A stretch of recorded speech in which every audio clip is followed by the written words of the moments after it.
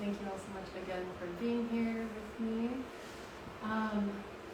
So I'm here to talk about wisdom of sound, which is a really, really big topic. It's about as big as it gets, I think. So I'm going to slice it up into what I believe to be somewhat manageable segments. Be pretty brief about each of them. Know that I recognize the depth that I could go to, and I'm really trying to keep it to overview level here so that I can touch on as many of the aspects of it as possible, because there's so much to it. Sound encompasses everything. Vibration is the fabric upon which our experience and our manifestation here is built. So we're going to look at a little bit and try to answer this bottom question: what is sound healing? So I'm going to talk a little bit about myself for a moment, just so you have some context as to why I'm even standing here right now. My name is Alexa Lux, my pronouns are she, they, and I've been a musician all my life. I joined choir in 4th grade. That was the earliest I could join. It was the youngest choir in my area, and I never stopped singing. I have a bachelor's in music performance from Portland State University and 20 years of musical experience, 10 years writing, playing, recording professionally. I am primarily a vocalist. I also play piano, and within the last couple of years I have gotten into this very special instrument, crystal singing bowls, and the kind of accompanying instruments you might see at sound baths, like chimes. Recently started playing flute, and little bits of percussion here and there. So that's been really exciting to expand on my palette that I'm able to play with as a musician in different contexts. I also want to talk about what I am not. So things I am: an intuitive practitioner of what I consider to be sound medicine or sound healing. We'll talk more about that. Definitely a forever student, someone who's always learning and knows for a fact that I do not have all the answers. And I'm also an artist, someone who is always looking to explore and create. I am not a trained scientist, a physician, an expert master, or a guru. I don't posit to be any different from anyone else here, aside from the fact that maybe I've been doing this very specific thing for a little bit longer, and I did a lot of research. So this is just a little overview of what we're going to talk about today. To try to tackle this question, what is sound healing, I'm going to give a little bit of history, just a very little sliver of some of the science, which is really in its infancy. We just now are developing a technology that is able to even begin to understand the effect of vibration and frequency on our bodies, but there is some, which is really exciting. I'll go over a little bit of philosophy, and then we'll go into my favorite part and why I'm here today, which is the demonstration in group practice, because what sound healing really does is shift you when you practice it. That's what has to happen for any of it to have any meaning or effect. So I'm going to try to get to that part, so we have plenty of time for that. So a little bit of the history that we'll go into, going back to pre-recorded history, shamanic traditions, some of which are very much still alive today. Some ancient civilizations that do have records of practicing music as medicine. Some of the religions, and some of what we're kind of getting into today, synthesizing all of these different aspects of our history. So, as most folks know, indigenous cultures all over the world have been utilizing music and instruments as a part of ritual, ceremony, and physical healing practices forever. Music is woven into our cells, into our DNA. It is a part of who we are. It's the one common language that we all share all over the world. Every culture had music, and I chose specifically the image of the didgeridoo because it's one of the oldest known healing instruments, dating back about 40,000 BC, and was made by Aboriginal people in Australia. But every single culture had drums, had wind instruments, and utilized music in ceremonial contexts that were unique to their culture. So I think it's really amazing that sound and music is one of the things that unites us all throughout history. Some of the ancient civilizations that we actually do have records of using as medicine are the Greeks and the Romans. Physicians at that time experimented with and documented music as a therapy specifically for particular mental health disorders. They named them things like mania, that we would today call things like anxiety, and they would use instruments in very much what sounds like sound bath type settings to invoke a sense of relaxation and relieve stress for their patients. Some religious contexts, much like in shamanic and indigenous cultures, every world religion has music that is specific to its religion. So they all have hymns and instruments that they utilize. This is true, again, of religions worldwide. So this is another thing that unites us all, is the spiritual component of sound healing. I don't focus as much in this presentation on the spiritual aspect of it. I really wanted to give more of a kind of Western perspective, because I think that's a bridge that maybe could use a little bit more building in our world today, is bringing people in who are more comfortable with that type of language.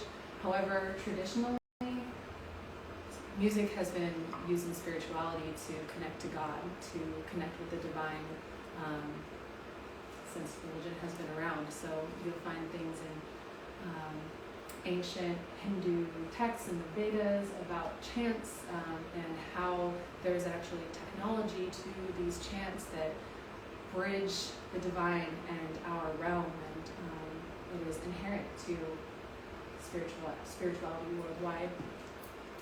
So what we're doing today, which is really exciting, is we're basically exploring a synthesis of all these things. So with the technology that we've developed, the rapid advancements in technology that we have now, we are able to bring together all these different pieces of our history, the shamanic, ceremonial, ritual element, and the kind of medical applications and things like music therapy for children with autism, or people who are suffering from diseases, using binaural beats and frequency to actually affect brain waves and train the brain to specific kind of patterns, which we'll go into a little bit more later.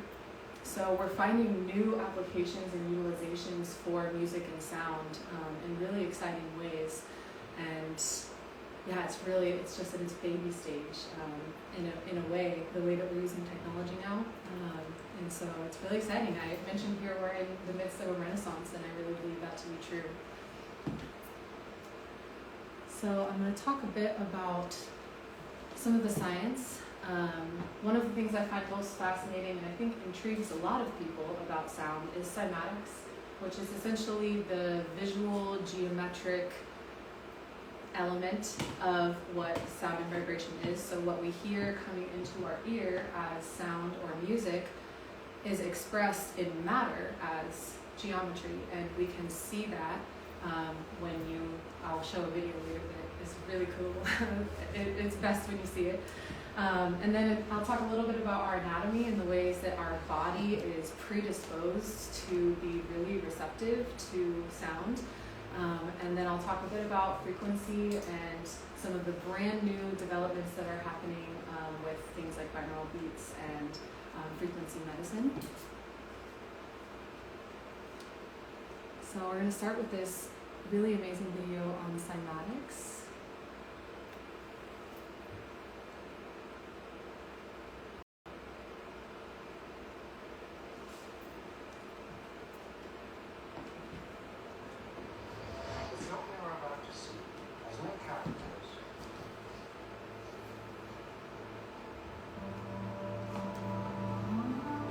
Spare a little of your imagination. It is a film to describe to you the effect of cymatic frequencies on matter.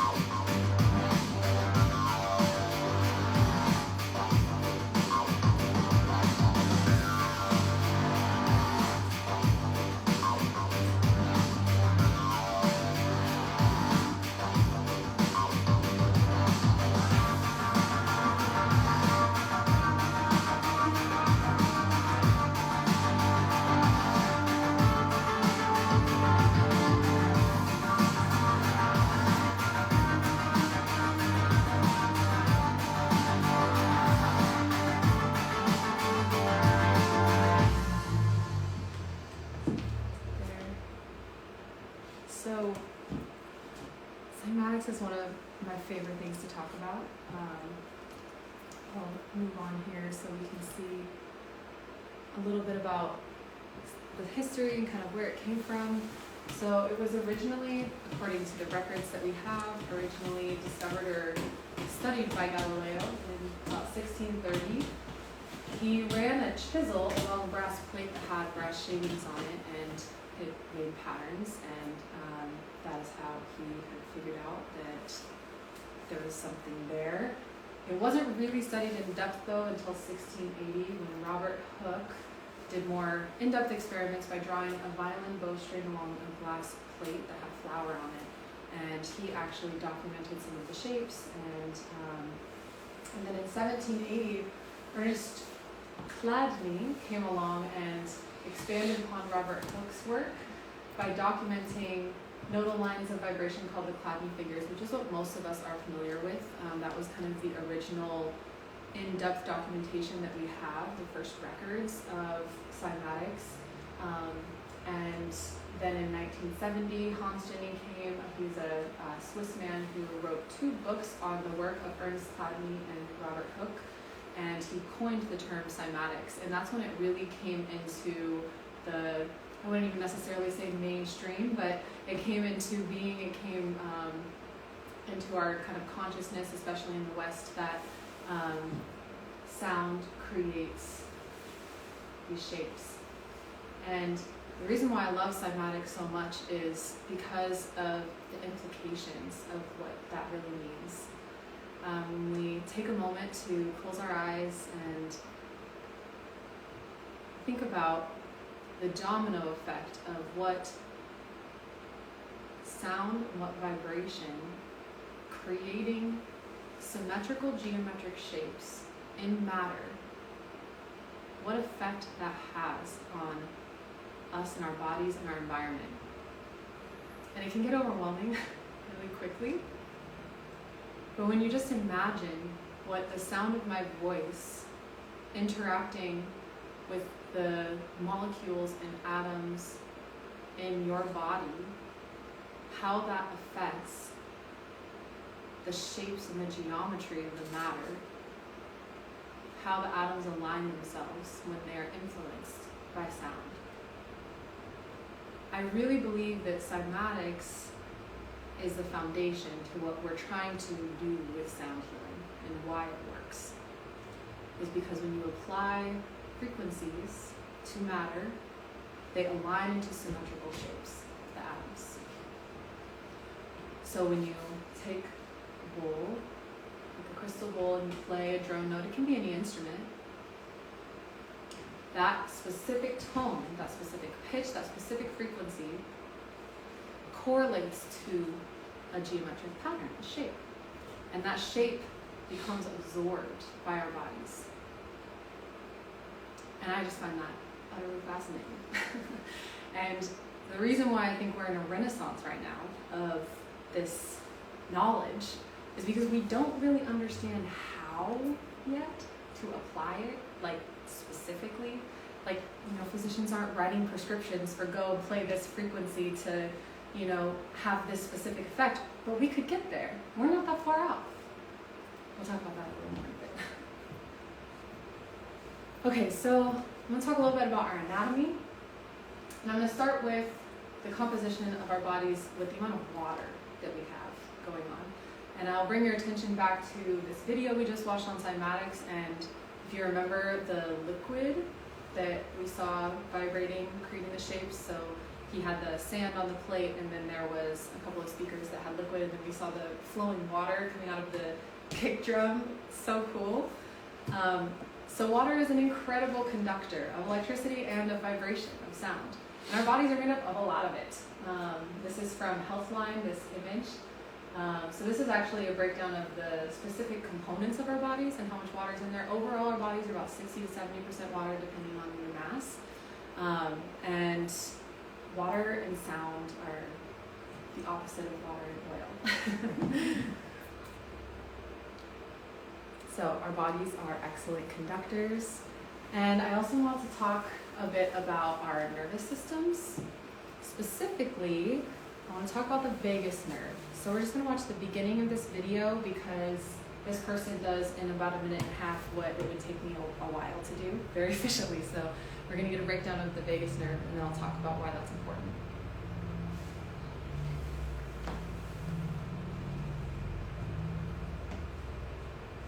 The vagus nerve is an extremely long nerve that travels from the brainstem to the colon and has a long list of functions. It carries sensory information about pain, touch, and temperature from the throat, parts of the inner and outer ear, and the meninges near the back of the head. The throat will be very It plays a important. very minor role in taste.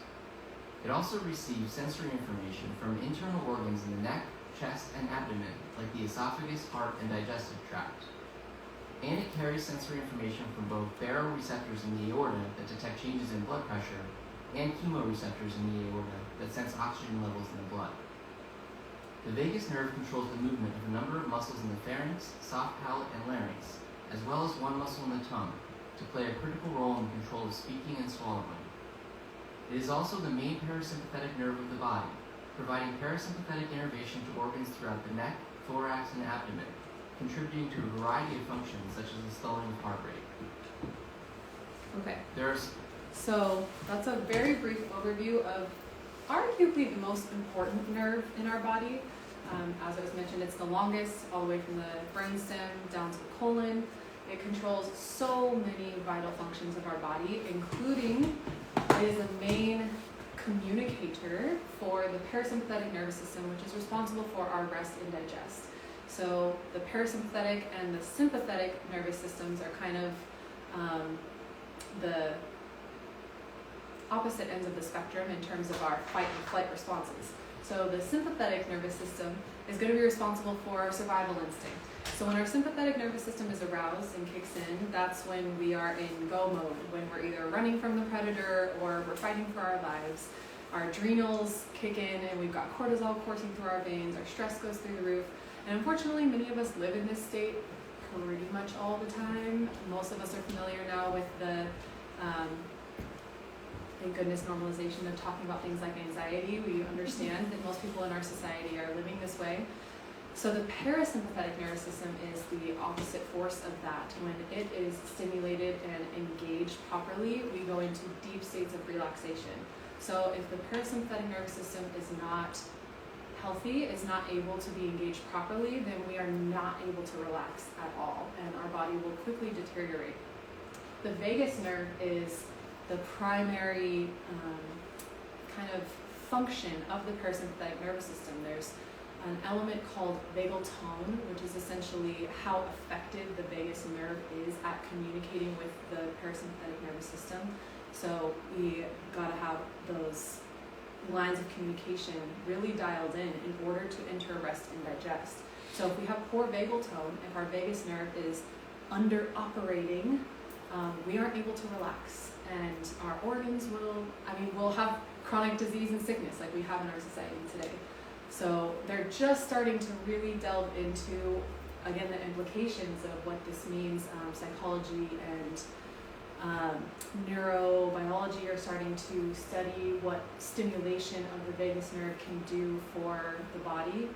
They're actually using electrodes to stimulate it manually. What we're here to talk about today is how we can stimulate it with our own voices. So I'll get to that later on during practice. So basically, when we put it all together, our bodies are super rad, amazing conductors of sound, mostly water, made of vibration.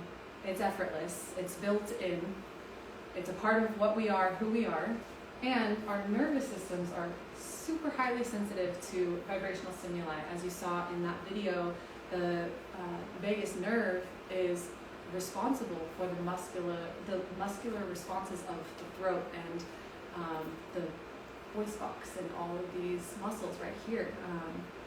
And so what that means is that we are extremely receptive beings to sound. And when we can apply sound in a way that is therapeutic, that is medicinal, that is relaxing and healing, our bodies respond effortlessly. It's like a built-in mechanism. It's just already there. That's why so many of us connect so deeply to music. It's just about shifting our perspective about what music is, what it can do, and how we're interacting with it.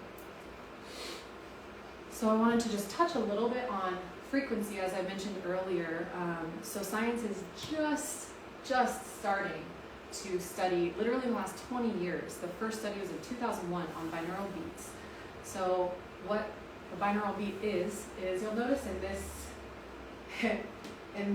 this breakdown in this graphic here, you'll notice there's two numbers. There's the first hertz and the second hertz with a little line in between. So what those numbers represent are two headphones, your left headphone and your right headphone. So when you're listening to frequency in stereo, meaning you have two inputs, one in each ear. What they do for binaural beats is they play a certain frequency in your left ear, a certain frequency in your right ear, and the difference of those two frequencies is the frequency of the binaural beat. And what they're discovering is that they have a very specific effect on very specific things. So they've labeled them into these categories: delta, theta, alpha, beta, gamma, and each of these produce a very specific effect on the body. So when you're in the lower frequency range, you're going to get deep sleep, pain relief, anti-aging, healing. Theta, still deep sleep, more relaxed, kind of meditative, but you're awake and semi-functional. And alpha, it's more like study mode. Your brain is working at its highest capacity. You're very much alert. Beta is kind of the next level of that, super alert. And then gamma is basically like, did you all ever see that movie with he takes the pill and becomes like a superhuman with like crazy cognitive abilities? I can't remember what it's called, but that's basically what gamma is. So there's a lot of promising evidence that we'll be able to not necessarily cure diseases like Alzheimer's and dementia, but that these therapies can help a lot with cognitive functions.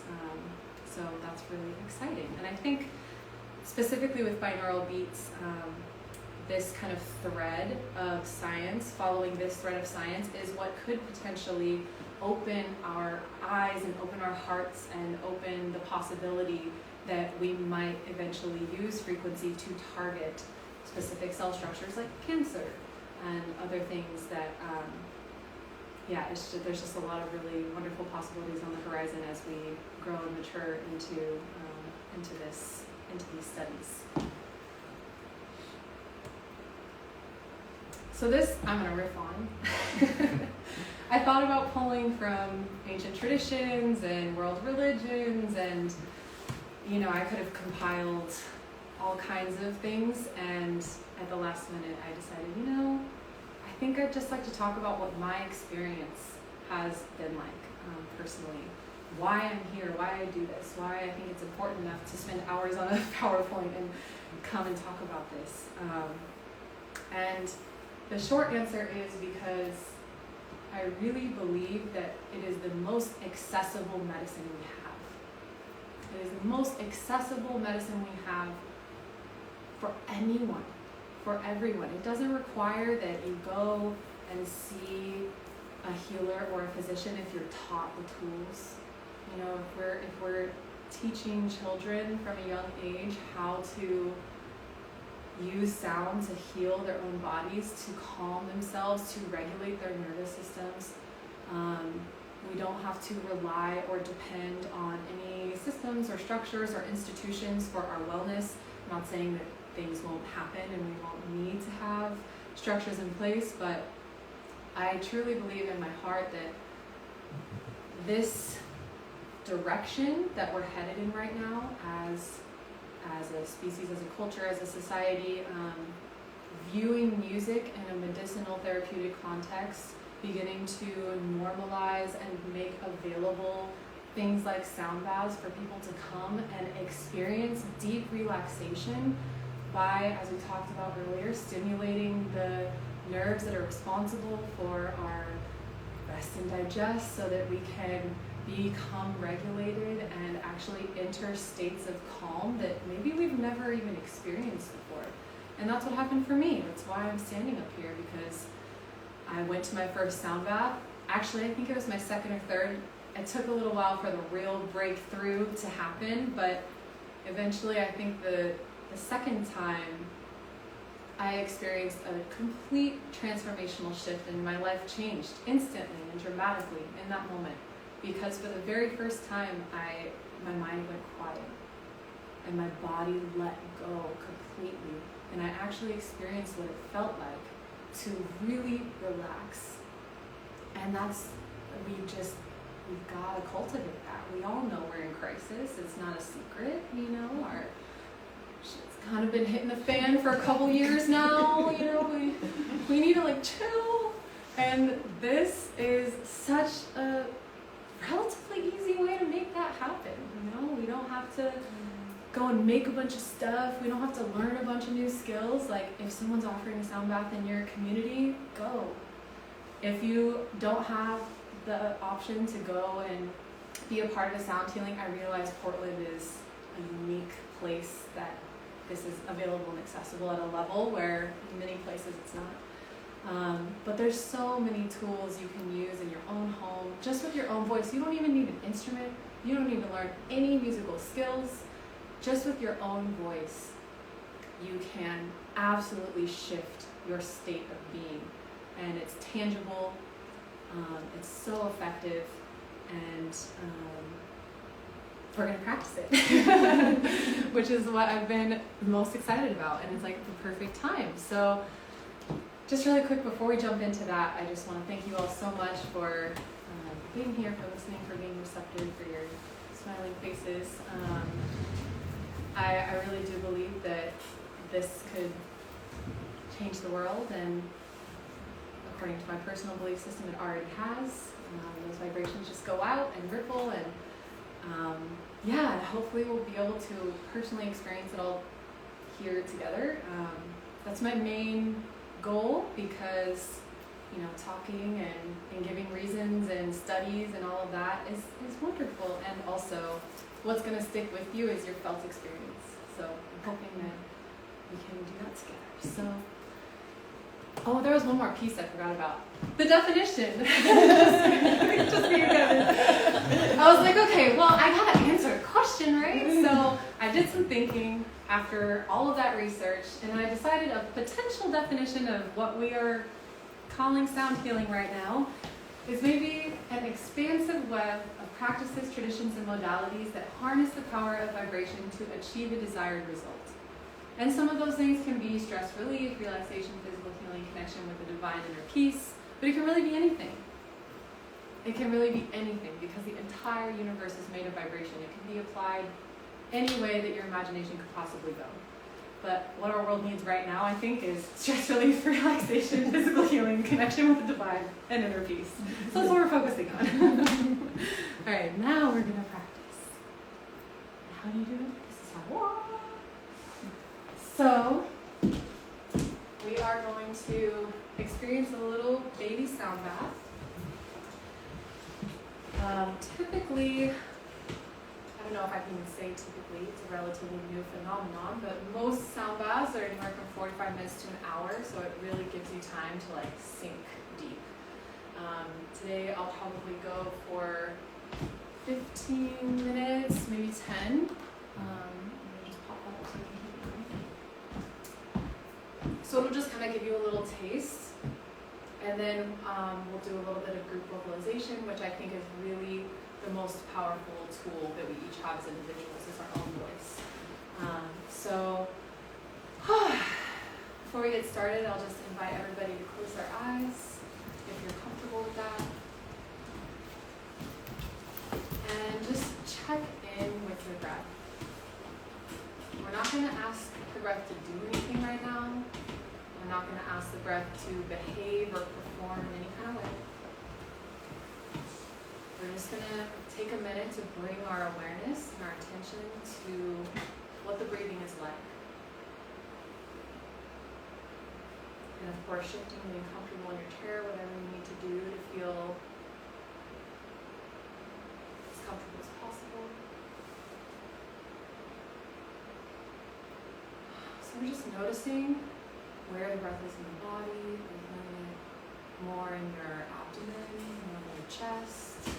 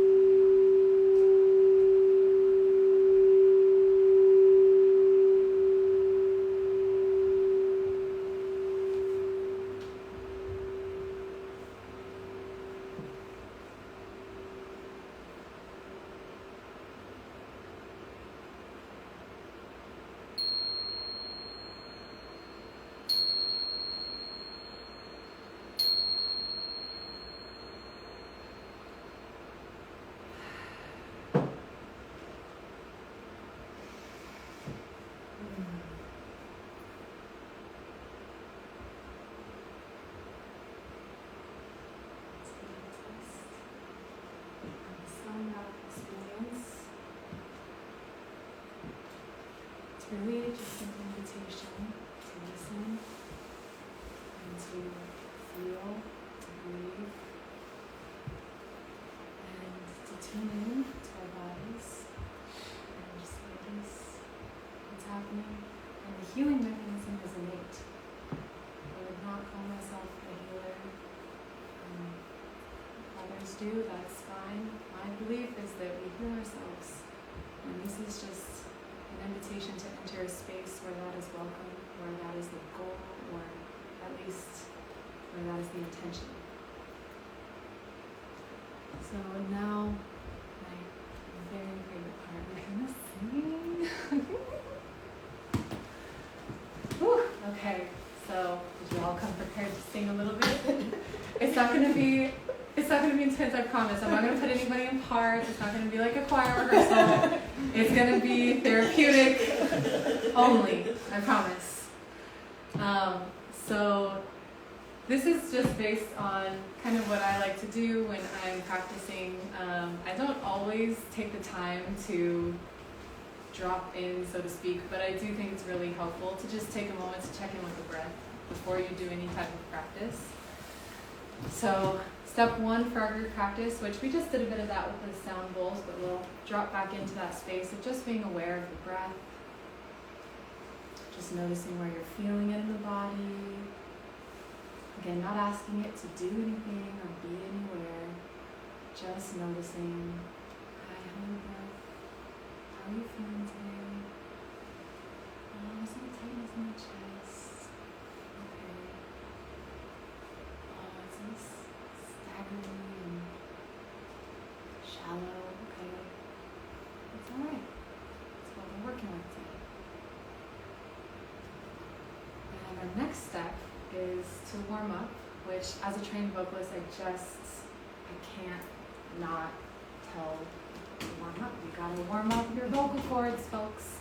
It's very important.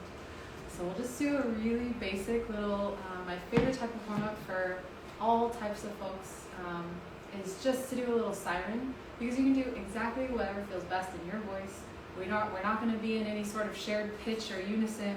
We're all just going to be woo, just whatever feels good, whether that's low or high at whatever volume. So we're just going to do a few sirens together, and then we'll move into the more structured group practice with pitch and such. So everyone just wants to take a deep breath, and we're just going to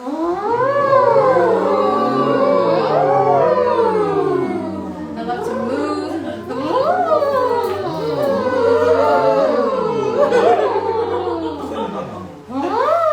See, we like to laugh and have fun with it.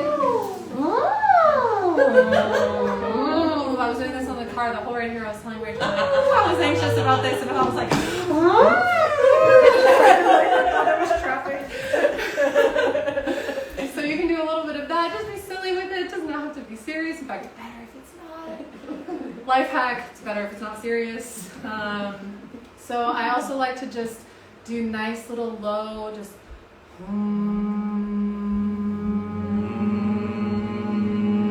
really gentle.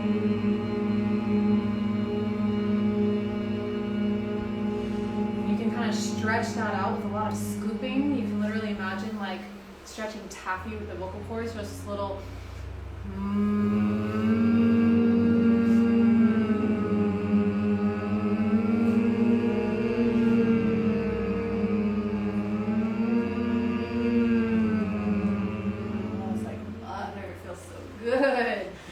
So that's the other thing I would definitely emphasize, to tune in with your own felt sense. So your voice will communicate with you if you're paying attention with what it's wanting, what it's needing, what it wants to express. So just go with that. Follow what feels good, and you will notice a difference. So we're going to do a little toning together. And yeah, luckily I can reach both because I didn't plan for this, but hey. Okay, so we're going to use C. That's a nice mid-range note that everybody hopefully will be able to comfortably sing. So it's going to be the note. And we're going to start all just doing kind of like what we just did, just Om on the drum note. I do want to mention a fun fact I didn't mention during the cymatic portion. When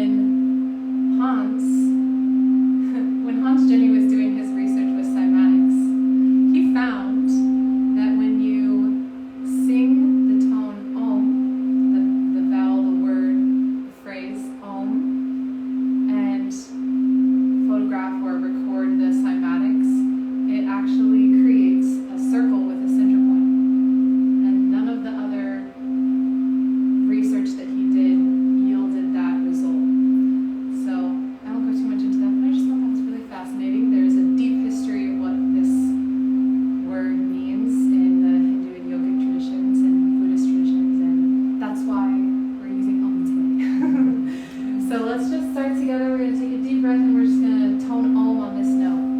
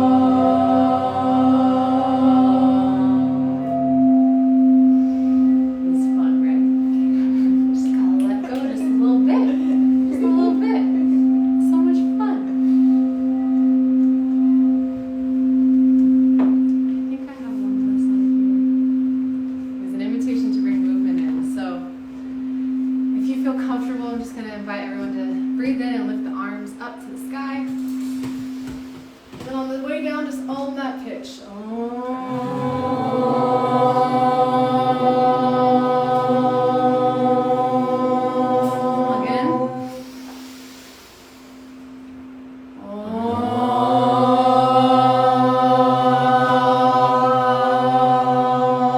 So I want you to really put some gut into it.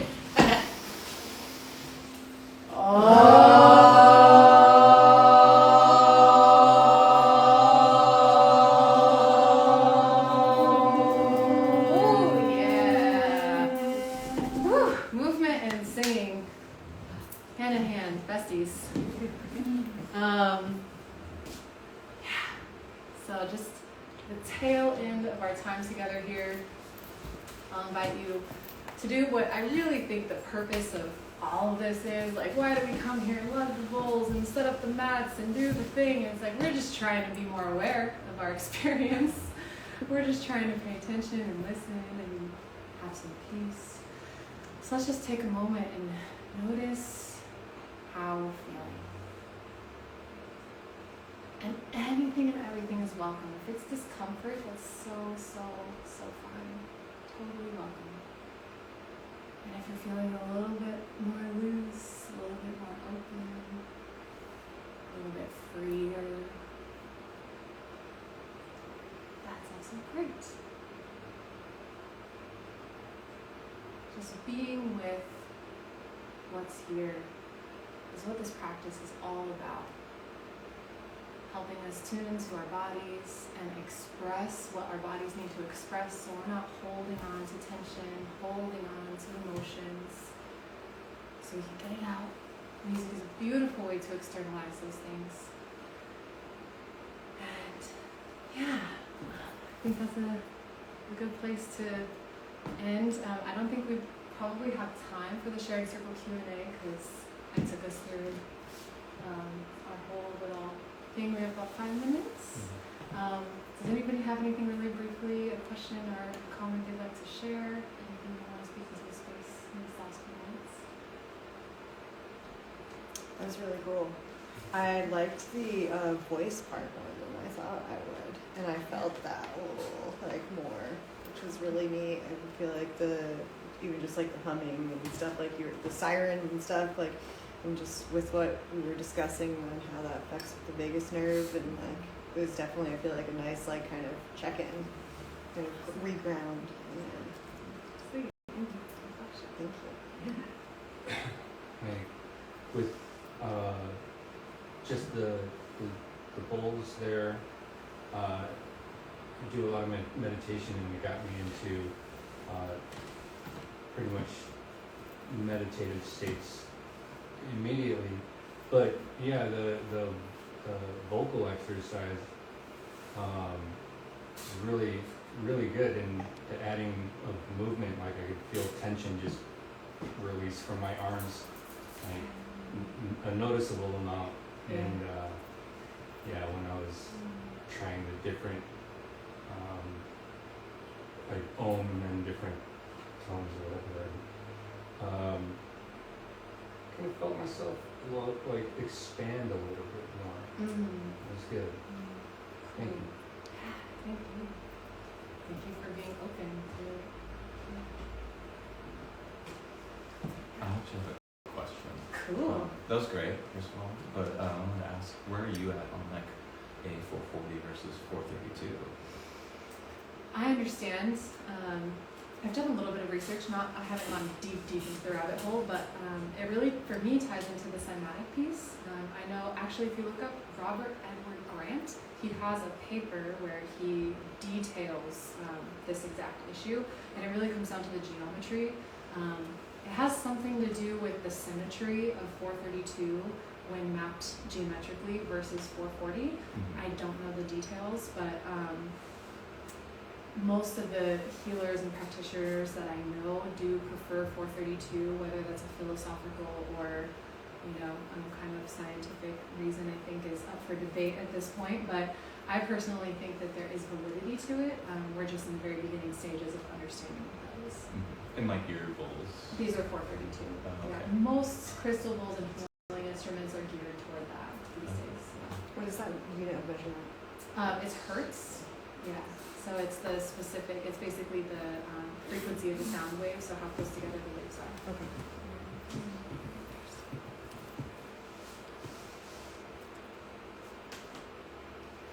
Okay.